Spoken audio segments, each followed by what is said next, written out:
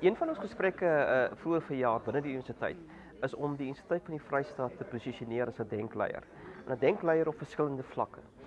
Ons doen redelik goeie navorsing. Ons het probeer om ons navorsing veld verder uit te brei, maar ook kyk om die publiek bietjie meer bewus te maak van topiese issues, as ek dit so kan stel. En ons het besluit dat die Vrystaatse Kunsfees is die miskien ideale platform om hierdie program van die Universiteit van die Vrystaat te lanseer of te launch. Dis waar vandaan hierdie program gekom het.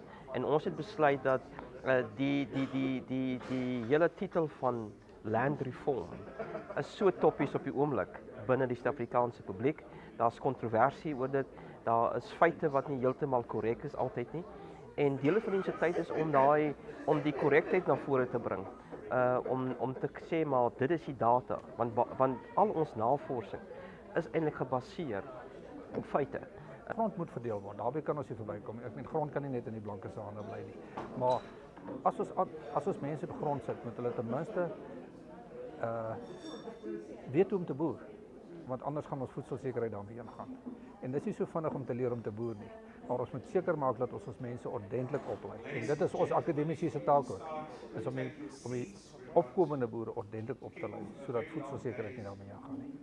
My kernbekommernis, wat ek dit so stel, is gewoon dat die rigting wat die debat tans geneem het, en dit is na beide kante toe.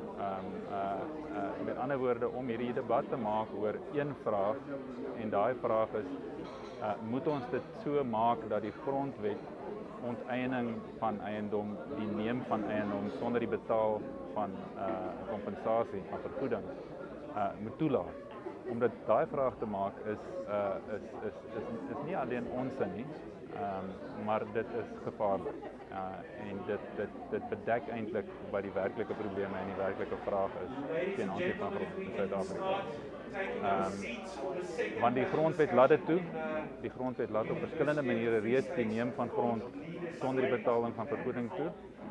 In die eerste plek, en in die tweede plek, om so te praat daaroor, beteken dat ons nog steeds dink aan iemand wat absolute beheer oor grond moet uitoefen. Of 'n privaat eienaar, of die staat, of wie ook al, wat absolute beheer uitoefen ten koste van ander mense wat die grond ook moet gebruik.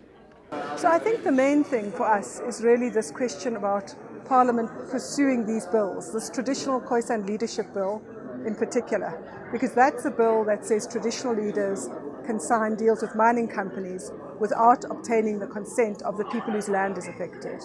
And to us, that bill, it re-entrenches the boundaries of the Bantustans, and it gives traditional leaders powers over people according to identities that were imposed on them during apartheid.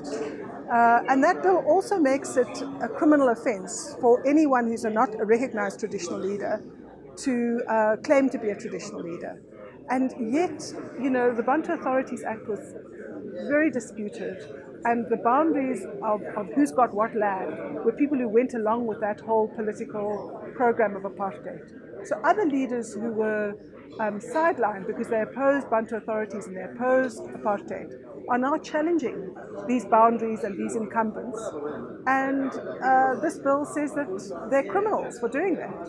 And really what that shows is that this bill is all about the interests of the traditional leaders who were appointed during apartheid. It's not about traditional leadership per se.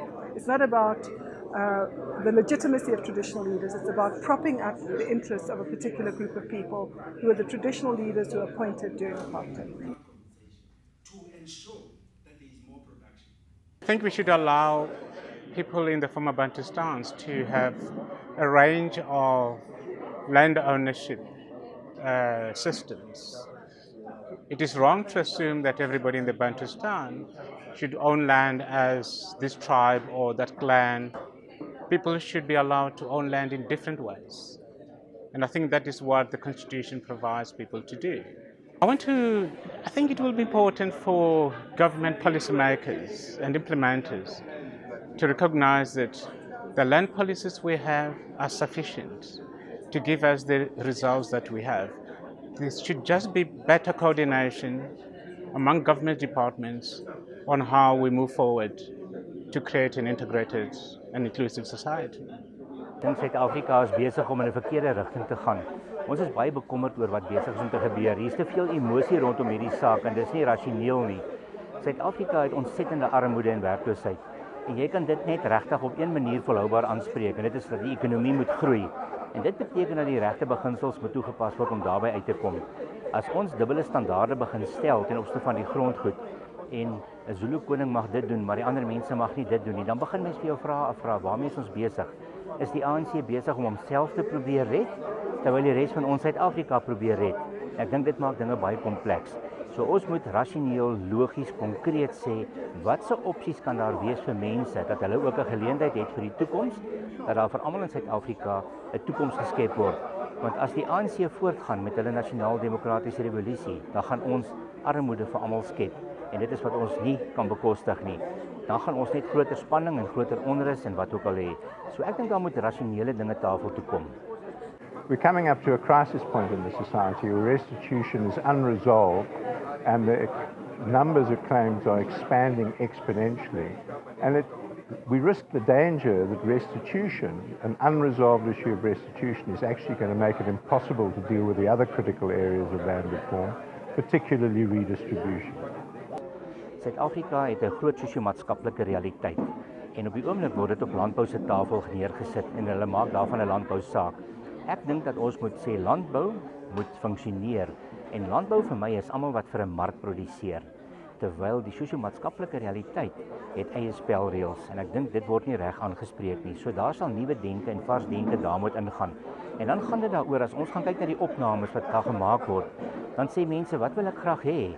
Dan is die opnames, ek wil 'n werk hê, ek wil 'n huis hê, ek wil 'n veilige omgewing hê, ek wil goeie onderwys en opleiding hê, ek wil goeie hospitalisasie hê. En dan heel onder grondhervorming.